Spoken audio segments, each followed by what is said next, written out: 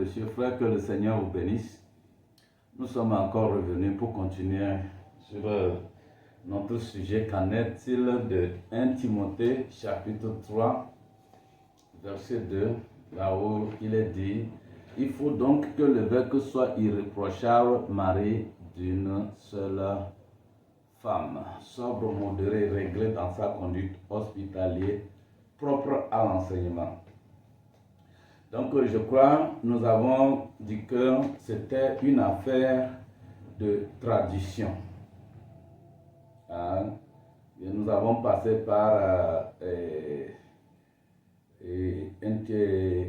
Romains 16, où il y a plusieurs traditions à partir pour le simple fait, le seul verset, nous avons plusieurs traditions à ce sujet. D'autres parlent de diaconesse, d'autres parlent de servante. Mais ce qui correspond, c'est servante, ce n'est pas diaconesse. Une femme ne peut pas être diacre. Non, le diacre, c'est celui qui manipule aussi la parole, comme Étienne, vous le savez, dans la Bible. C'était un des diacres. Il connaît l'écriture, il doit enseigner, il doit user d'autorité. Donc, ce qui est défendu à la femme, dans 1 Corinthiens, il nous est dit qu'elle soit soumise, qu'elle demeure dans le silence, même quand il y a quelque chose qu'elle se renseigne à la maison, voyez, au niveau de son mari. Donc voilà. Et nous sommes arrivés à d'autres interprétations au niveau de 1 Corinthiens chapitre 7, le verset 37 et 38, où Louis II lui dit: si un père décide que sa fille, de garder sa fille vierge sans la marier, il fait bien. Il fait mieux. Vous voyez, il fait bien. Celui qui marie sa fille fait bien. Celui qui ne la marie pas fait mieux. Le semeur, lui, nous a dit que celui qui refuse de marier sa fiancée fait bien. Celui qui la marie fait bien, mais celui qui ne la marie pas fait mieux. Donc, nous avons vu que tout ça, là, il n'y a pas de vérité là-dedans. La vérité, c'est celui qui, de son propre gré, sans une pression extérieure, décide de ne pas se marier, il le fait bien. Voyez-vous, celui qui se marie, il fait mieux plutôt. Celui qui se marie fait bien, celui qui ne se marie pas fait mieux. Donc c'est ça qui peut être correct. Vous voyez, nous voyons Paul qui est l'exemple même. Donc là, nous sommes revenus au niveau de, comment dit-on, Timothée chapitre 1 Timothée chapitre 3, verset 2. Nous avons vu que la parole de vie dit que l'évêque, le responsable, doit s'être marié une seule fois. Ça veut dire que si quelqu'un a épousé une femme et qu'elle venait qu'elle décède, ce que nous ne voulons pas, mais nous sommes dedans, et qu'il se mariait de nouveau, il ne peut plus accéder au poste d'évêque, selon la version de parole de vie. Maintenant, pour comment dit-on, Darby, tout comme Louis II, il doit être marié d'une seule femme. Vous voyez, et c'est là que nous voyons que ce n'est pas correct, parce que tel que le prophète a reçu ainsi dit le Seigneur, il a dit que la femme et l'homme étaient égaux au départ. Vous voyez, dans la prédication mariage divorce, au paragraphe 143, là il nous dit que, je vais lire un peu plus bas, au départ il n'y avait qu'une alliance. Aujourd'hui c'est la double alliance, c'est-à-dire deux alliances, l'une pour l'homme, l'autre pour la femme. Voilà. Donc au départ il n'y avait qu'une alliance. Donc Adam et Ève étaient égaux. Et l'homme, c'est-à-dire étaient égaux, un homme et une femme dans le mariage. Vous voyez, quand c'était l'alliance unique.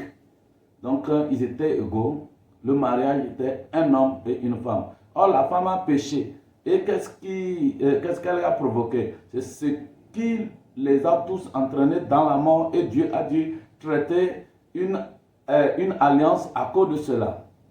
Une autre alliance. Là, voilà, ici même dans Genèse 3,16. Il a traité une autre alliance qui est la double alliance. Donc, dire qu'un responsable d'église, un dirigeant, va être marié d'une seule femme, ça veut dire que lui et sa femme sont dans l'alliance unique. Ce qui n'est pas possible. Ça veut dire que l'homme et sa femme maintenant, le serviteur, lui et sa femme sont égaux. Alors qu'ils sont dans la double alliance, où ils ne sont plus. Voyez-vous, je ne comprends pas. Donc vous voyez que ça ne cadre pas avec ce que Timothée dit, Louis II dit, et ce que Darby aussi dit. Mari d'une seule femme, ça ne va pas. Donc, ça veut dire que l'homme ici, et le prédicateur, le pasteur et sa femme sont égaux. Là, c'est grave. Ça déjà, c'est un mauvais modèle. Alors que la Bible dit qu'elle doit être soumise. Il doit dominer sur elle. Donc dans le mariage, il n'y a plus l'alliance de domination. Et quand le prophète nous dit, il y a cette double alliance dans le mariage, au niveau du serviteur de Dieu, il n'y a plus cette double alliance. C'est une seule alliance.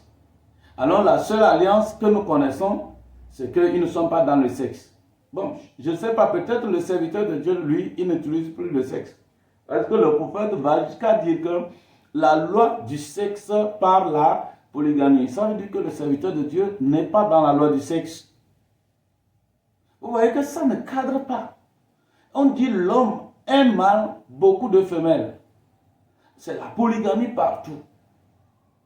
Donc, les gens vont s'amuser à dire que le serviteur de Dieu doit être marié d'une seule femme. C'est une fausse interprétation. La continuité n'est plus là. Voyez-vous? Et l'homme de Dieu, c'est un homme aussi. Ou bien lui, c'est un animal. De toutes les façons, la polygamie, elle est partout. Même dans la nature, même chez Dieu. Spirituellement parlant, Christ, lui aussi, est un polygame. Il entretient avec nous des rapports sexuels spirituels.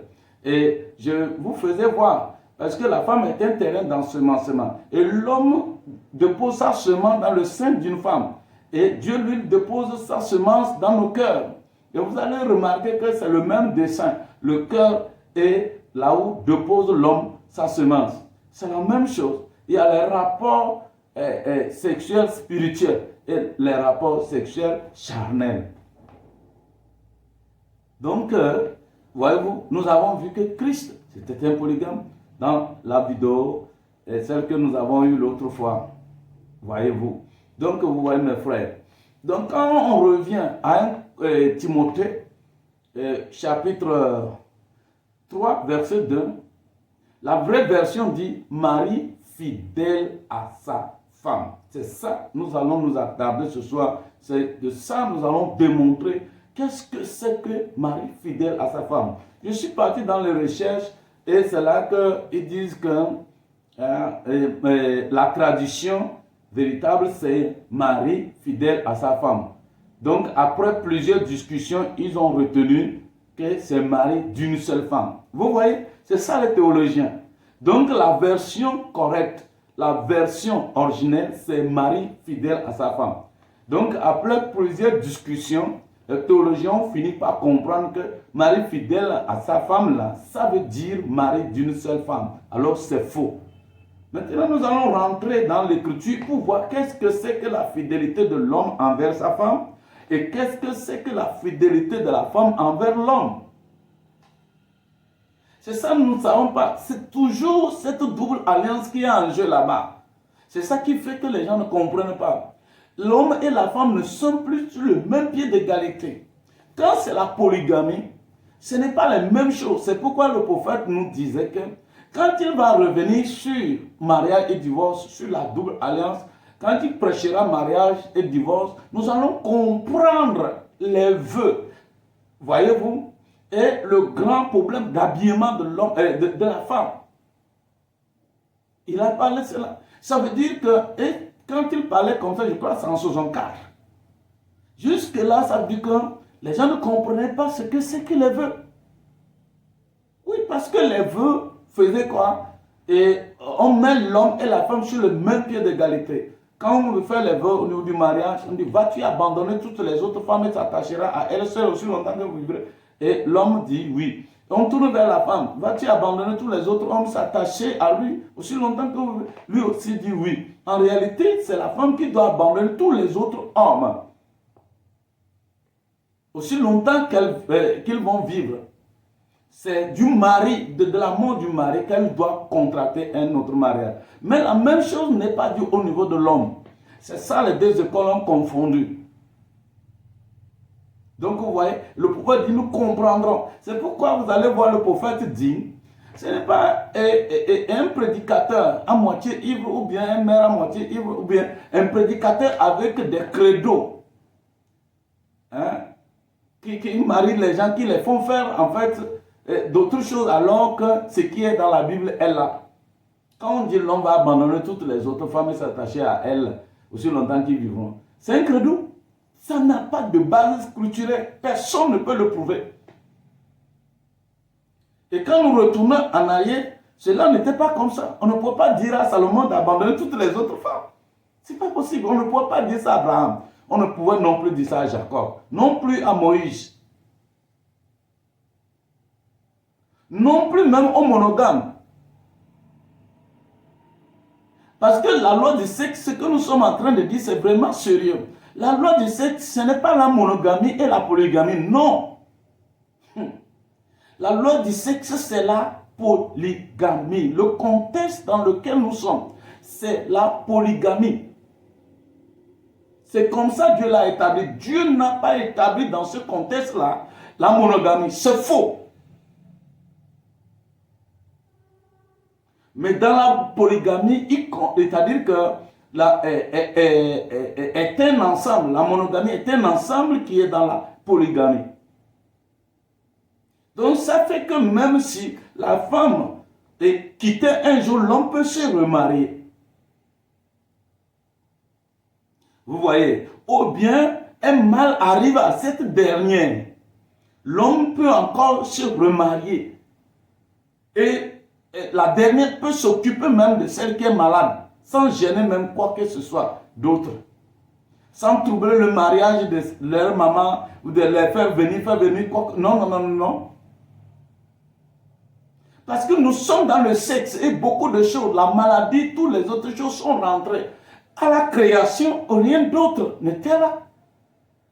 Dieu lui sait pourquoi il établit les choses. Je vous dis, nous allons revenir, nous allons montrer les avantages, nous allons développer les choses, vous allez comprendre. Dieu n'établit pas les choses pour les établir. Donc, je crois que je suis en train de prendre le temps risque de ne pas me suffire parce que nous aurons beaucoup à dire. Donc, les vœux, hein, à partir de mariage, divorce, si vous avez compris, quand c'est la polygamie, les vœux de mariage ne sont plus les mêmes. Là, on peut dire la femme va abandonner tous les autres hommes et s'attacher à lui seul, aussi longtemps qu'elle vivra. Mais l'homme, il ne devait pas répudier sa femme. Ils sont liés jusqu'à ce que la mort les sépare. À moins qu'il y ait des causes selon la parole qui le permettent. Quand la femme pose certains actes, il y a des causes qui le permettent de la répudier. Donc vous voyez. Maintenant nous allons évoluer. Prenons, comment dit-on, Malachie. Nous prenons Malachie. D'abord, bien avant Malachie, nous allons prendre, comment dit-on, Exode 21, je vais lire à partir du verset 8. Hein? Le verset 8, disons le verset 7 et verset 8. Là, il est dit, si un homme vend sa fille pour être esclave, elle ne sortira point comme sortent les esclaves. Vous voyez? Si elle déplaît à son maître qui s'était proposé de la prendre pour femme, ça veut dire qu'il a fait vœu avec elle. Il s'était proposé de la prendre pour femme. Avant que quelqu'un ne prenne une femme, il doit d'abord la proposer. Il passe par l'étape de fiançailles. Et c'est ce que Joseph devait faire. Et quand il se proposait de la marier, il se rend compte qu'elle était enceinte. Et secrètement, il devait la divorcer. À ce stade-là, c'est un divorce.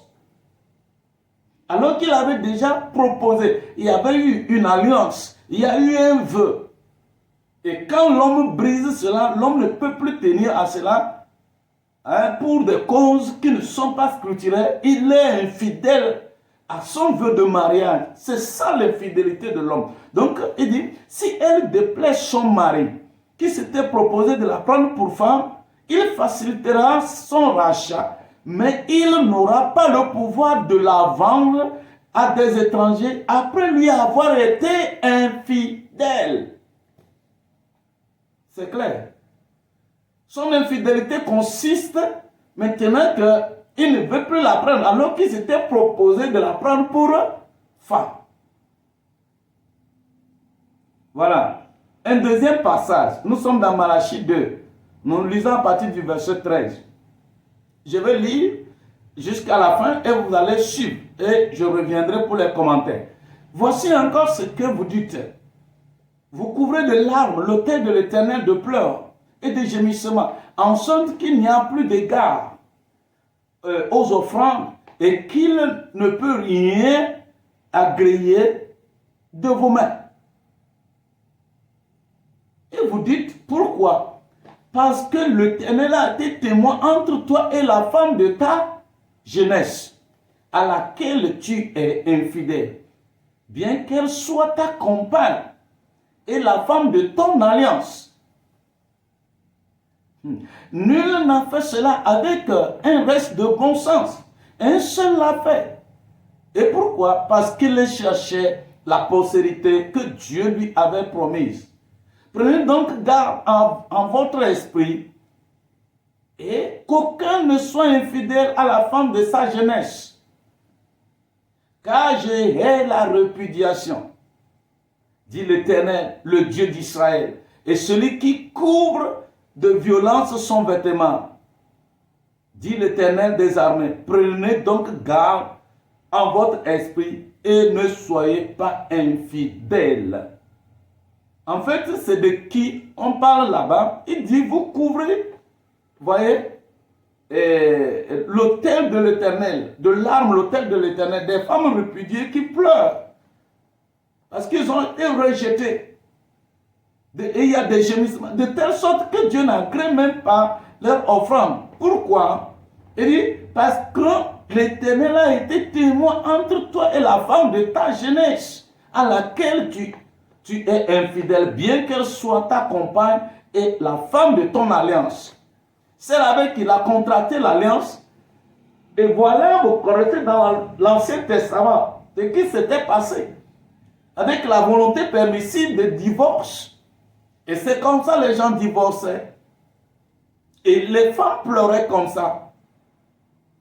Ils inondent l'autel de l'Éternel de larmes. Parce que les hommes ont été infidèles à quoi? À leur vœu de mariage. Avant qu'elle ne soit femme, il y a eu alliance et Dieu était témoin. Vous comprenez? Et il dit, nul n'a fait cela avec un reste de bon sens. Voyez, vous prenez une femme, vous vous entendez, vous promettez de la garder, de la chérir, et du coup, vous la chassez comme ça. Vous comprenez? Vous blessez le cœur de cette dernière. Et va se débrouiller comment? Après avoir fait des enfants, même des fois. Et c'est de l'infidélité. C'est une trahison dans d'autres versions. Donc, aucun n'a fait cela avec un bon sens. Un seul l'a fait. De qui on parle là? Vous allez comprendre que c'est Abraham qu'on parle ici. Dans d'autres versions même, on a nommé. Vous voyez? Un seul l'a fait avec un bon sens. Pourquoi lui l'a fait avec un bon sens? Nous allons le voir. Et avec qui il a été infidèle. Parce que quand on parle de la femme de Genèse, les gens pensent en même temps à Sarah. Alors que quand vous voyez dans le compte, c'est Sarah même qui a donné. Voyez-vous? Ça veut dire que s'il y a l'infidélité, c'est elle-même qui l'a provoqué. Mais ce n'est même pas en fait ça. Vous voyez? Et pourquoi l'a-t-il fait? Parce qu'il qu'il cherchait la postérité que Dieu lui avait promise. Il dit, prenez donc garde à votre esprit et qu'aucun ne soit infidèle à la femme de sa jeunesse. Donc si vous voulez bien voir, qu'est-ce que c'est que cette infidélité? Le verset 16 nous dit, car j'ai la répudiation, dit l'Éternel. C'est de la répudiation. Il a répudié qui? Agar. Mais seul lui, il l'a fait avec un bon sens parce que je crois que si vous prenez Genèse chapitre 21 verset 9, il dit, Sarah vit rire le fils d'Agar. L'Égyptienne avait enfanté Abraham. Voyez-vous?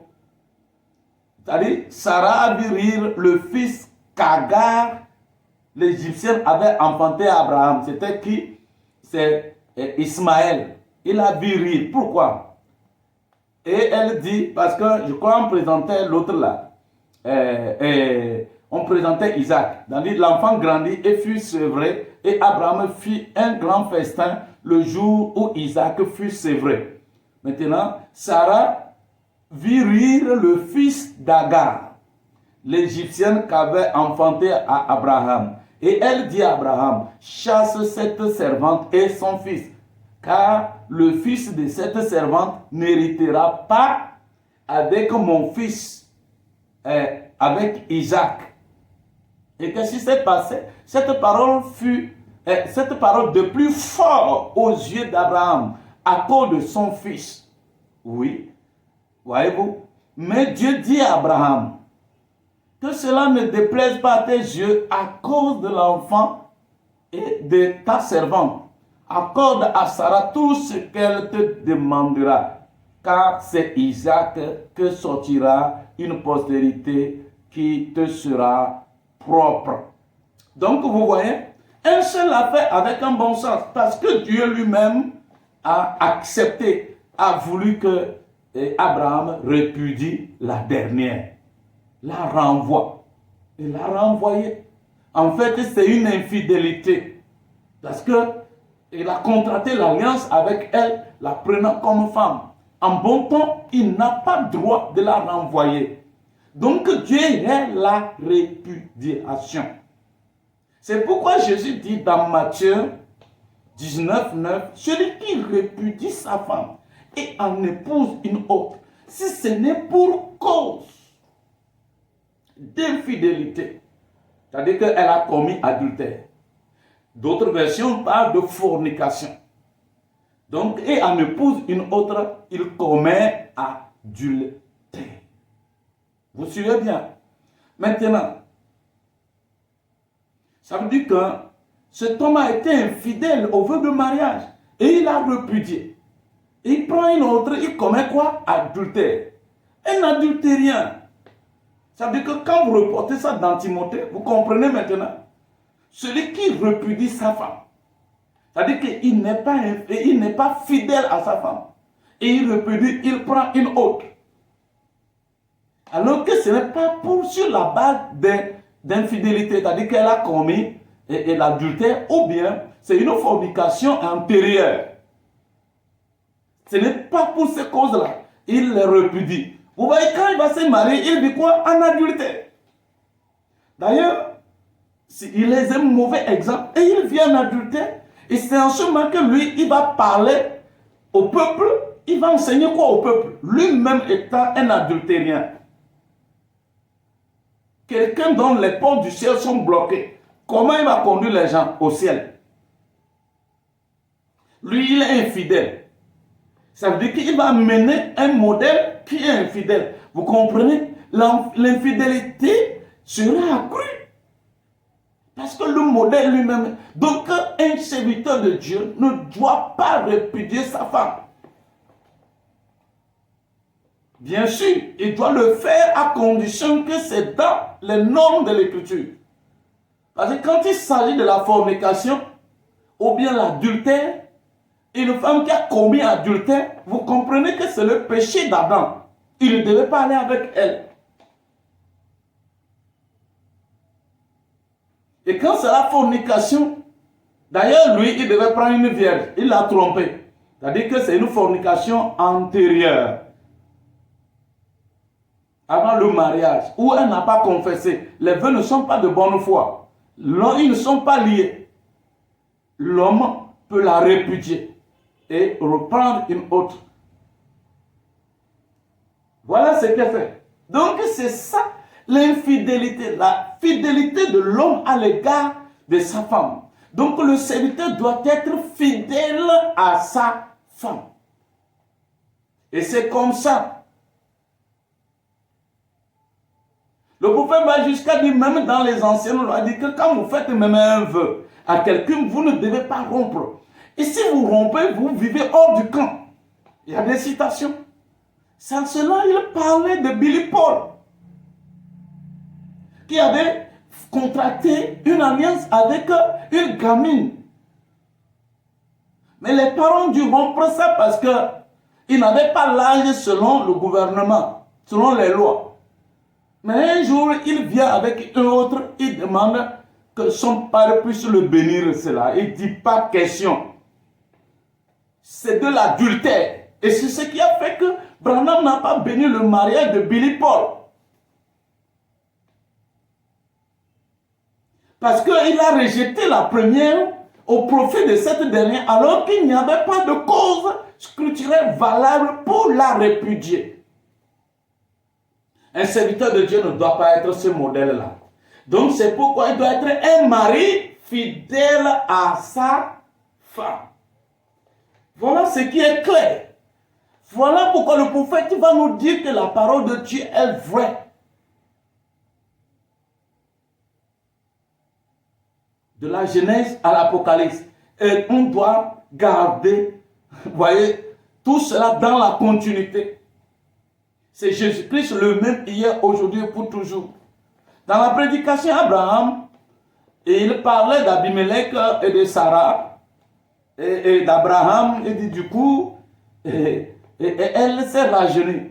Et il dit, bon, qui va faire escale? Si un prédicateur veut prêcher sur mariage, divorce, il peut faire mention. Il dit que dans l'ancienne loi, voyez-vous, il dit un prédicateur peut, si veut prêcher à ce sujet, il peut parcourir. Il dit que l'homme s'est marié plusieurs femmes, mais une femme ne peut pas avoir plus d'un mari en vie. Il dit, vous voyez Salomon, vous voyez David, il dit, je ferais mieux de m'arrêter. Et il dit, s'il comprenait ça, cela diviserait les églises. Parce qu'il n'avait pas parlé de ça. Je crois que c'est en 62. La prédication d'Abraham, vous trouverez cela là-bas. Il dit, s'il savait cela, cela diviserait les églises. Donc vous voyez, l'homme est resté longtemps. Et c'est ce qui fait, je ne sais pas pourquoi les gens ne comprennent pas ceci. On dit la loi du sexe, c'est la polygamie, les gens continuent pas de dire la monogamie. Et on dit que le serviteur, il doit être marié d'une seule femme. Oh, donc le serviteur de Dieu, lui, il est dans l'alliance unique. Ça veut dire que lui, il n'est pas dans le sexe. Oh, bravo. Je ne comprends pas. Mes frères, et tu es marié à divorce. Cette brochure n'est à comparer avec aucune brochure. C'est lui ainsi, dit le Seigneur. Branham a prouvé cela. Je peux vous montrer les écritures où Branham ne fait qu'indiquer mariage à divorce. C'est ça qui va arranger la situation. C'est ça que Branham nous indique. C'est ça la vérité sur mariage et divorce. Vous êtes resté avec ce que la dénomination avait établi. Et le prophète vient dire, et un prédicateur avec un tas de credos qui marie les gens, qui les laisse faire. Autre chose que ce qui est dit dans la Bible. Vous voyez, c'est ça. Donc, mais pour terminer, je vais vous montrer une chose que vous puissiez comprendre, parce que cette double alliance-là, dans le foyer, elle continue. Regardez Hébreux 13, verset 4. Que le mariage soit honoré de tous. Et le lit conjugal, exemple de souillure, car Dieu jugera les impudiques et les adultères. Je veux que vous remarquiez une chose, vous verrez que Dieu jugera quoi? Les impudiques. Ça veut dire que l'impudicité, c'est quoi? C'est la fornication. Et les adultères. Dans le foyer, dans un foyer donné, ces deux choses se commettent. Soit c'est l'adultère, soit c'est l'impudicité. Qu'est-ce que c'est? L'homme, lui, peut commettre les deux, mais la femme ne peut que commettre l'adultère. C'est pourquoi Israël a forniqué avec les filles moabites. Ça ne veut pas dire que c'est les jeunes gens. C'est Israël, les mariés. Quand un homme marié couche avec une femme, une fille non mariée, il commet fornication sans alliance de mariage. C'est une fornication qu'il commet. Mais quand il couche avec une femme mariée, il commet adultère. Voilà ce qui est clair depuis l'Ancien Testament jusqu'au Nouveau Testament. Quand les gens même utilisent la monogamie aujourd'hui, ils ne savent pas que vous faites, c'est-à-dire que vous marquez une discontinuité dans plusieurs domaines. Ça veut dire que l'adultère dans l'Ancien Testament et dans le Nouveau Testament est différent de l'Ancien Testament. Parce que dans l'Ancien Testament, quand un homme marié couche avec une femme non mariée, il commettait fornication. Mais aujourd'hui, comme on les met sur le même pied d'égalité, l'homme couche avec une jeune fille, on dit qu'il a commis adultère parce qu'il ne devait pas le faire à cause de sa femme. Ce n'est pas vrai. Quand Jésus même dit, celui qui épouse une femme divorcée vit dans l'adultère, est-ce que Jésus a dit celui qui épouse un homme divorcé vit dans l'adultère? Mais pourquoi vous voulez soutenir des choses que vous n'avez pas dans l'Écriture? C'est parce que vous ne comprenez pas cette double alliance. L'homme et la femme ne sont pas sur le même pied d'égalité.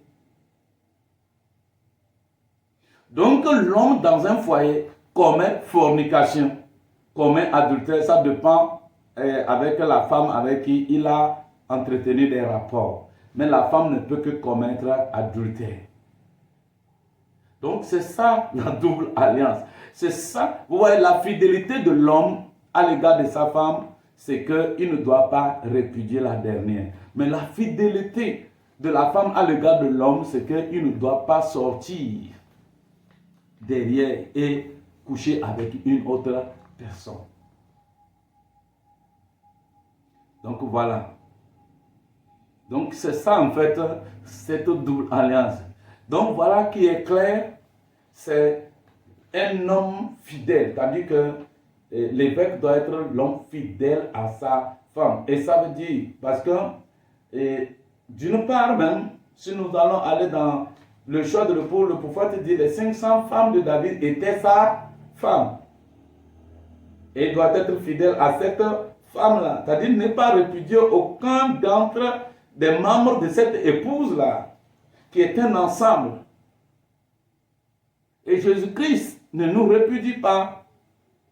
Quand nous avons le Saint-Esprit, ce n'est pas possible. Le Saint-Esprit, c'est l'alliance, le mariage entre Christ. Vous ne pouvez pas avoir le Saint-Esprit et sortir du corps de Christ. Non, ce n'est pas possible. C'est pourquoi c'est impossible. Ça ne doit pas être pratiqué dans le physique aussi. Voilà qui est clair. Donc, l'époux d'une personne même, c'est un corps. Donc, quand même on parle un mari fidèle à sa femme là, c'est indéterminé. C'est un corps composé de plusieurs aussi, dans d'autres aspects. Donc, bien-aimés, que le Seigneur vous bénisse. Voilà qui est clair, et qui montre la continuité, qui montre que Jésus-Christ, le même hier, aujourd'hui, qui montre que Dieu ne change pas. La première décision de Dieu, elle est encore réitérée. Je vous dis bien dans les contextes. Nous sommes dans le contexte du sexe. Si nous ne sommes plus dans le contexte du sexe, nous allons... on ne parlera pas de mariage. Voyez-vous? Que le Seigneur vous bénisse. Shalom, shalom. Je crois que c'est bon pour cela. S'il y a des questions, je suis disponible. Bonne chute alors, mes frères. Bye bye.